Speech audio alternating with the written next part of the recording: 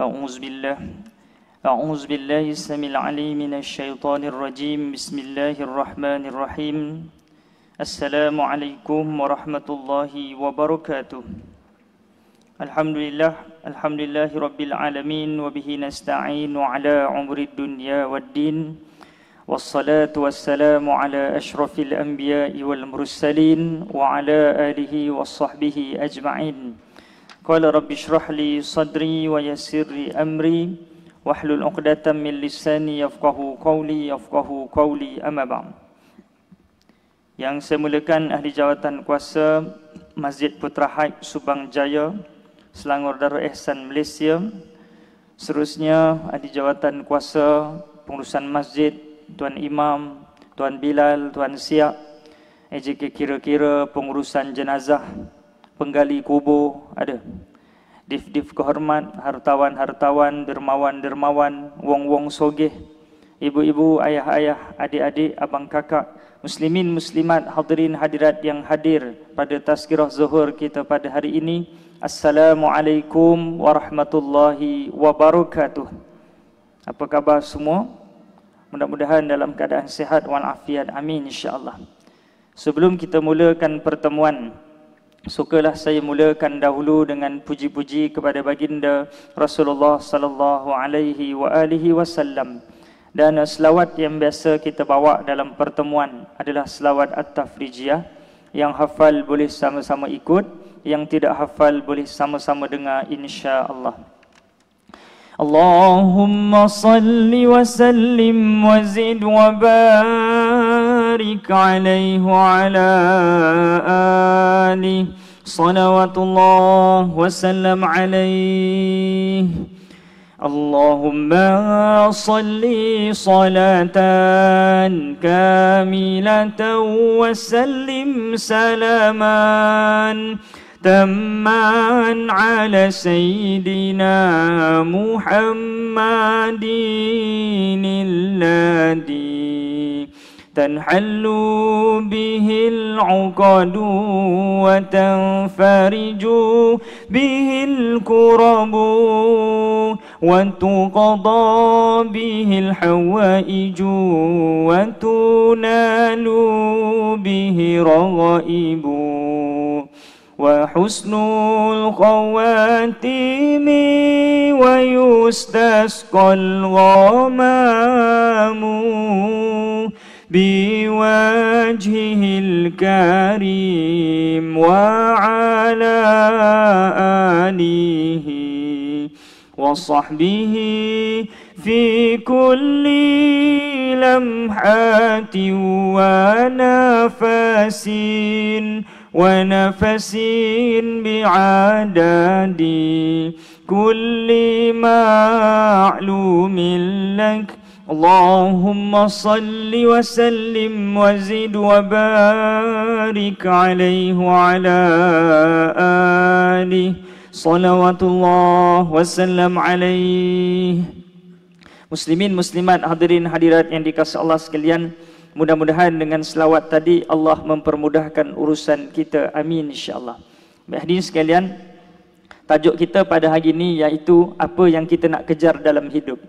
Dalam hidup ni hadis sekalian, keluar pagi balik gelap, keluar gelap balik pagi. Hidup ni apa? Hidup ni sebuah perjalanan. Perjalanan pergi mana? Perjalanan menuju Allah.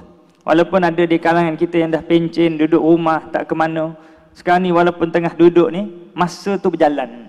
Berjalan ke mana? Perjalanan menuju Allah Subhanahu wa taala.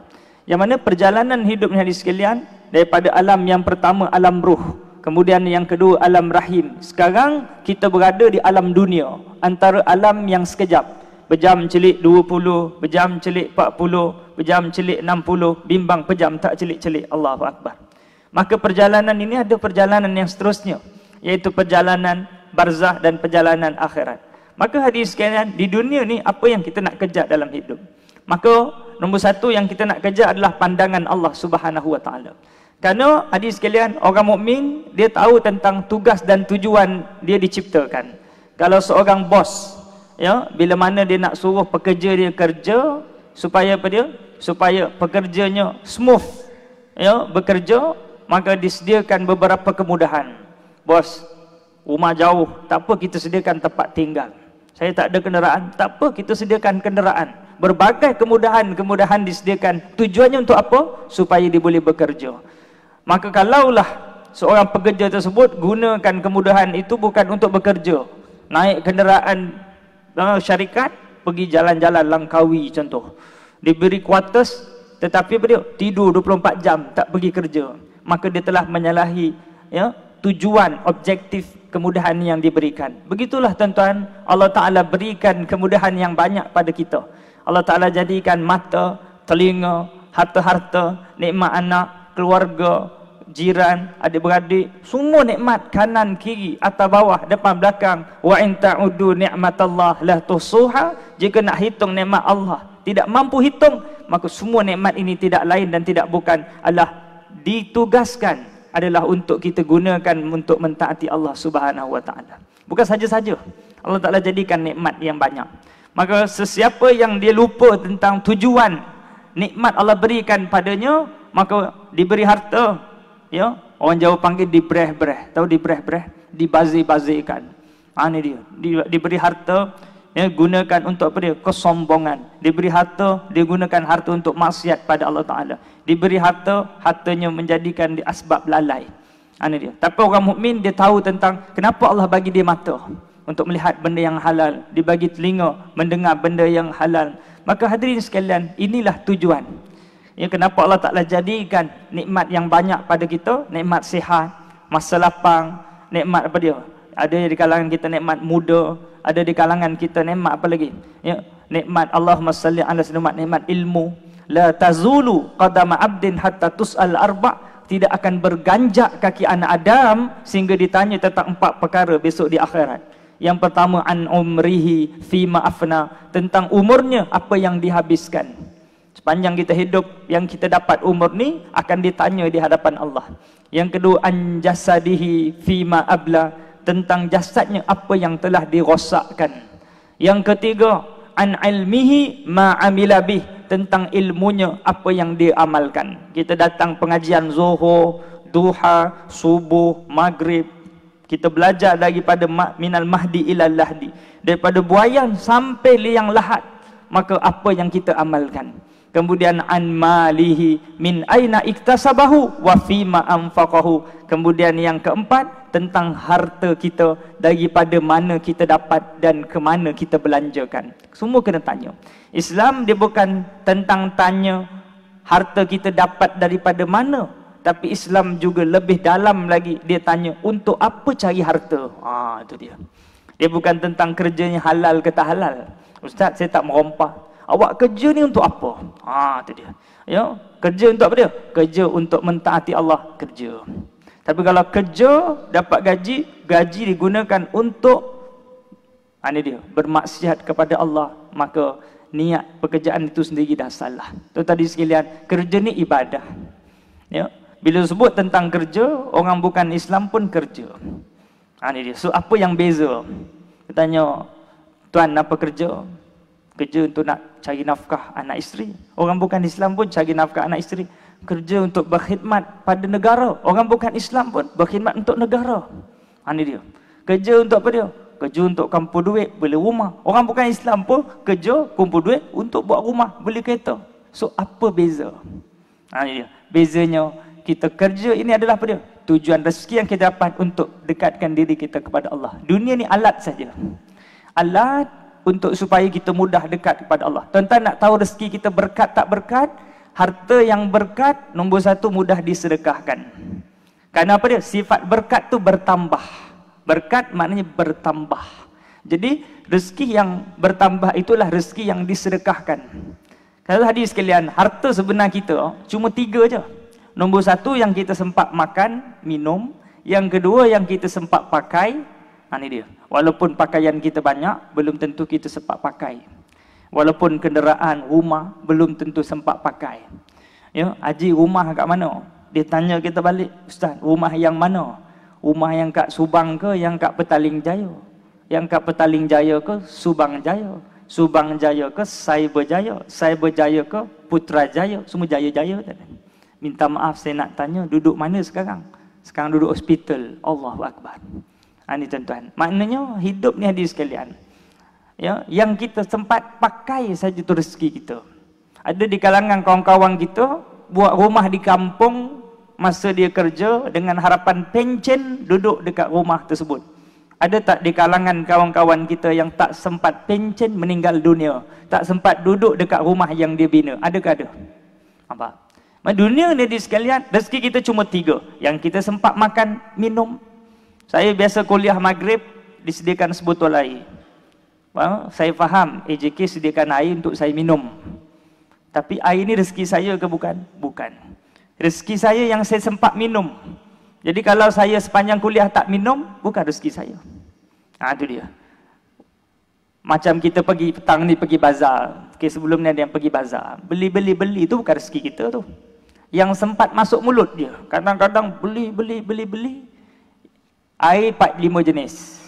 Ya, yang kita rasa ni kelapa sedap. Kelapa je lah minum. Yang lain, yang ketiga, rezeki kita yang kita sempat infakkan. Itu je.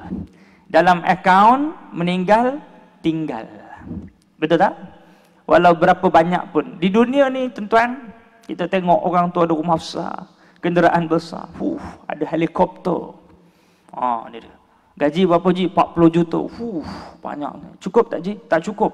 Kenapa tak cukup? Banyak tunggakan helikopter. Allah.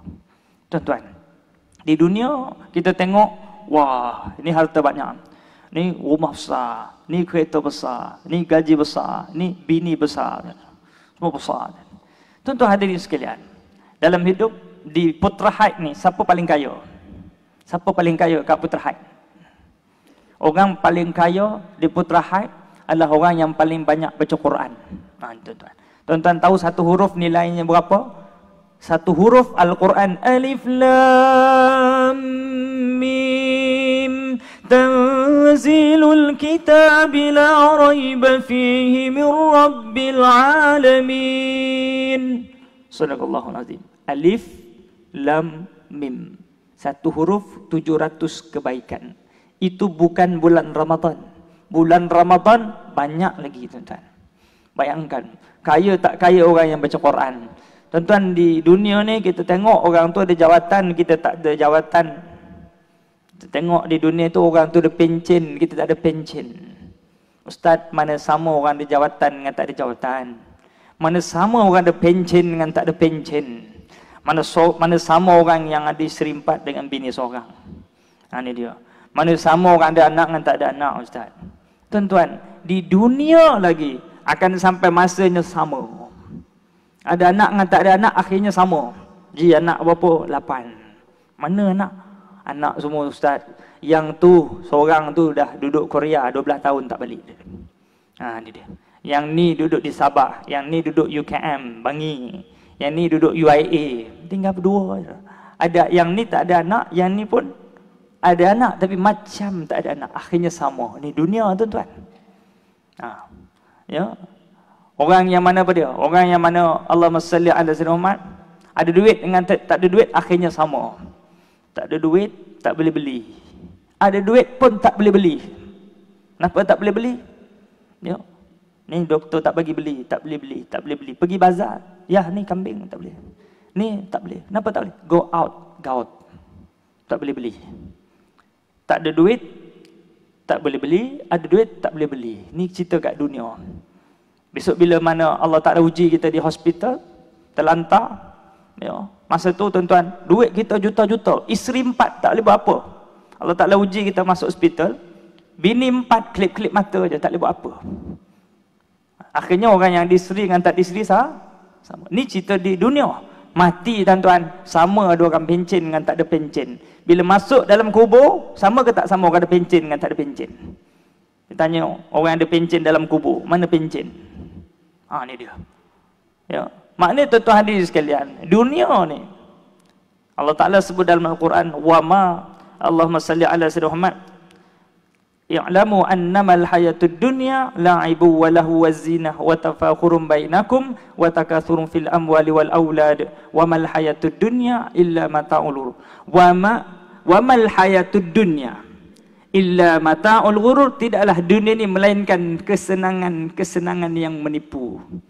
Tuan-tuan, tak ada duit susah, ada duit pun susah. Jangan seperti mana orang susah tak ada duit susah, macam itulah orang duit dia ada susah dia. Jangan kita ingat orang duit tak ada susah. Tanya Haji, berapa gaji? 40,000. Tapi kenapa berkeruk muka? Itulah orang tak bayar hutang saya, Ustaz, 400,000 Ustaz. Oh. Yang ni tak ada duit, sakit kepala. Yang ni ada duit, sakit kepala juga. Saya nak tanya tuan-tuan, ada tak orang pinjam duit tak bayar? Ada tak? Ada. Tanya orang tak ada duit, ada tak orang pinjam dia? Dia pinjam duit orang, tak bayar-bayar. Itu dia. Maknanya kat mana pun ada ujian. Tak ada duit, ujian. Ada duit, ujian. Tak kahwin, ujian. Kahwin, ujian. Dunia negeri ujian, kepompong ujian, sarang ujian. Maka orang beriman, ujian yang dibimbangi bukan ada duit dengan tak ada duit, ada isteri tak ada isteri, ada anak tak ada anak. Tapi apa dia? Yang dibimbangkan ada iman tak ada iman. Karena tuan-tuan, yang bezakan di akhirat besok bukan duit, bukan isteri, bukan anak, bukan pencen. Karena akhirnya dunia ni ada dengan tak ada sama. Mati, isteri tak bawa, anak tak bawa, duit tak bawa, gaji tak bawa, pension tak bawa. Akhirnya sama orang ada duit dengan tak ada duit. Tapi sama tak orang yang puasa dengan tak puasa? Sama tak orang baca Quran dengan tak baca Quran? Sama tak orang pergi tazkirah zuhur dengan tak pergi tazkirah zuhur? Sama tak orang sedekah dengan tak sedekah? Saya tanya tuan-tuan, sama ke tak sama? Besok dalam kubur, sama ke tak sama orang sedekah dengan tak sedekah? Itu dia.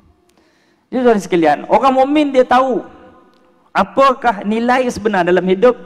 Dia tahu nikmat dunia ni nikmat al-munqati', nikmat yang akan berhenti kejap lagi. Semua nikmat dunia, rumah akan berhenti. Rumah ni tuan-tuan, ya, bertambah umur, ya. Rumah kata pergi, kubur kata mari. Ni rumah yang kita bina. Kita jalan sikit, ni rumah siapa ni Ustaz? Ni dah arwah. Ni rumah siapa ni? Tanah ni banyak ni. Ni pun dah arwah dah ni. Ni kilang-kilang mana ni? Kilang siapa ni? Arwah dah. Ni tuan-tuan, kita bukan duduk sini, kita singgah saja. Maknanya tuan-tuan, banyak mana harta kita, jangan kita sombong, kerana ni tempat singgah. Kerana tuan-tuan di sekalian, kita telah berada pada zaman mati mengejut. Mati mengejut ni sihat, ya. Tiba-tiba sakit, masuk hospital, doktor kata ini kena jangkitan, kena tidurkan, tidur terus. Ramai tak macam tu? Bukti Covid tuan-tuan, batuk sesemua, demam, masuk hospital, doktor kata tidur terus. Ramai tak? Maknanya tuan-tuan, ya, dalam hidup ini bila Allah Ta'ala beri hadiah Ramadan pada kita, jangan kita ingat, kan biasa kita sebut, andai Ramadan ini Ramadan yang terakhir. Bisa tak dengar? Andai ini Ramadan yang terakhir. Tuan-tuan, saya kata bukan ini Ramadan yang terakhir. Ramadan yang terakhir seolah-olah tahun depan kita tak dapat Ramadan. Tuan-tuan, jauh sangat tu tahun depan. Tuan-tuan, jangan kata tahun depan, penghujung Ramadan tak ada jaminan tuan-tuan. Ini dia. Kalau kita tengok tahun-tahun yang lalu, ada sahabat kita yang awal Ramadan atas tanah, akhir Ramadan dalam tanah. Ada tak? Maknanya tak ada jaminan kita boleh berada sampai penghujung.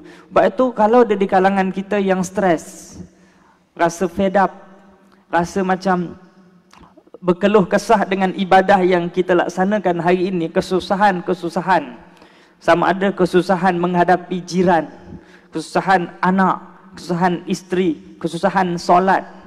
Sabar ni ada 4. Sabar dalam mentaati Allah dalam sudut ibadah. Susahnya Ustaz, sampai bila nak kena sembahyang? Satgi zuhur, satgi asar, satgi maghrib, satgi isyak. Sampai bila nak kena sembahyang? Kena pula dapat isteri. Allah, macam ni isteri. Ustaz pula kata ni isteri kiriman Tuhan. Sudah, kiriman Tuhan macam mana? Kan? Macam singa, letak zoo singa pun lagi tu. Macam mana ni? Ya. Allahumma salli ala sayyidina. Bukanlah isteri itu menakutkan, tapi isteri tak takut kita. Allahumma salli ala sayyidina Muhammad. Jadi hadirin sekalian, kita pun ni Allah, ujian apa ni dalam hidup? Tuan-tuan, ujian ni jangan kita fikir jauh sangat. Jangan kita fikir solat abilah solat, nak kena solat sampai mati ke? Nak kena penyakit gout, cimani, darah tinggi, asma, batuk, sesemua 3 serangkai sampai mati ke? Tuan-tuan, mati tu bukan jauh. Kalau hari ni mati, hari ni jelas sembahyang, besok dah tak payah sembahyang. Ya, kita rasa ustaz ni ceramah lama sangat, bila nak berhenti sangat. Ni dia. Tuan-tuan hadirin sekalian, besok ada lagi tazkirah Zuhur, nak kena dengar lagi. Tuan-tuan, kalau hari ni meninggal dunia, besok tak payah pergi dah tazkirah Zuhur. Besok dah tak sembahyang Zuhur dah. Kita rasa, alah, kena sembahyang Zuhur hari ni. Ni dia. Maknanya tuan-tuan, setiap hari nikmat yang kita dapat, kita buat yang terbaik. Sebab apa dia? Tak ada jaminan esok hari kita. Ni dia. Tak ada jaminan. Ya? Maknanya kesusahan kita diuji dengan jiran, kita sabar. Besok nak hadap dia lagi, tahun depan nak hadap dia lagi, tak ada jaminan. Maknanya kalau hari ni kita bersabar dengan jiran kita, dapat pahala. Sabar ni pahalanya tak lain tuan-tuan, syurga je. Sabar. Sabar tak mudah tuan-tuan. Tuan-tuan, kereta kena langgar, bumper tercabut. Macam mana nak sabar? Sabar ni apa? Sabar ni bertahan. Sabar ni masa mula-mula kena, kita punya bumper tercabut. Maknanya tuan-tuan, kalau darah kita naik, itu normal. Sebab tu manusia. Kita bukan tembok, batu dan sebagainya. Kita ada nafsu, kita ada sifat marah. Dia naik, tapi kita tutup dengan sabar. Turun cepat-cepat darah tu. Kita keluar je kata, Tuhan minta maaf. Kita boleh kata, tak apa, ni semua telah ditulis oleh Allah. Hebat. Mana dia? Sebab ni memang bahagian kita. Kenapa Tuhan boleh sabar? Sabar ni masa mula-mula kena, bukan dah sebulan. Hari-hari duk merungut. Lepas dah sebulan, macam mana bang? Tak apa, abang sabar. Sabar apa? Dah sebulan merungut. Dia sabar masa mula-mula kena, bumper tercabut tu, kita boleh tenang. Kita boleh kuat. Steady. Tuan, kenapa Tuan boleh sekuat ini? Dia kata, ni bahagian saya. Bahagian saya bumper tercabut. Tak percaya, pergi dekat bengkel. Bahagian orang lain lebih lagi. Yang kereta terbelah 3 dah. Tu dia. Ya, kita keluar nanti selipar hilang, tersenyum. Allah, ni bahagian kita sikit je. Kat Palestin tu bukan selipar hilang, kaki hilang. Tuan-tuan, kita susah hari ni, ingat tak ada orang susah. Dekat hospital ada yang berwire-wire, kita sakit gigi. Ada orang yang teruk lagi ni. Ni dia. Jadi hadirin sekalian, ni bahagian kita. 3 yang mesti datang. Rezeki, ujian, yang ketiga apa? Mati. Mati umpama apa dia? Anak panah yang dilepaskan mesti kena. Cuma cepat lambat saja. Jadi hadirin hadirat dan dikasihi Allah sekalian, kematian ni dia on the way. Jadi orang yang mana dia dalam hidup ni, dia sedar kematian sedang memburu dia, maka tuan-tuan di sekalian, yang perlu dipersiapkan banyak adalah bekalan akhirat. Kenapa dia? Rasulullah pesan kepada kita, carilah dunia, kejarlah dunia sekadar untuk duduk di dunia. Saya nak tanya tuan-tuan, hidup kat dunia ni lama ke kejap? Cari dunia sekadar untuk duduk di dunia. Dan Rasulullah sambung, kejar akhirat seperti nak duduk di akhirat. Nak duduk lama ke akhirat. Nak duduk akhirat ni lama. Jadi bekalan mana lagi banyak? Bekalan dunia ke bekalan akhirat? Dunia, tuan-tuan tak dapat, tuan-tuan tak rugi tau. Pulun, kejar, tak dapat. Sebab apa tak dapat? Tak dan dapat, meninggal. Orang lain, umur dia panjang. 70, 80, 90, macam-macam dapat. Tengok cucu kahwin dapat, tengok cicit kahwin dapat. Kita kan ada angan-angan, kalau nak mati pun biarlah anak besar dulu, ya tak? Besok bila ada anak dah besar, kalau boleh, ya, nak tengoklah anak kahwin dulu. Kalau nak mati pun, besok anak semua dah kahwin, kalau boleh nak mati, kalau boleh nak tengok cucu lah dulu. Besok dah ada cucu, besok angan-angan lagi tak? Kalau boleh nak tengok cucu kahwin, besok cucu dah kahwin. Kalau boleh nak sempat tengok cicit pula. Ni kita punya angan-angan ni tuan-tuan. Ya, ada orang umur 40 meninggal. Ya, rumah dia buat dekat kampung tak dan duduk. Dunia ni tuan-tuan terlepas, tak rugi. Sebab apa dia? Ada akhirat. Seperti mana orang yang tadi sahur tak dan berbuka. Berbuka ni tuan-tuan, dunia ni makan. Tak dan, tak sempat. Tak rugi apa? Dia mati, dia makan dekat syurga. Allah. Terlepas dunia, ada akhirat. Tapi saya tanya, siapa yang hari ni terlepas akhirat?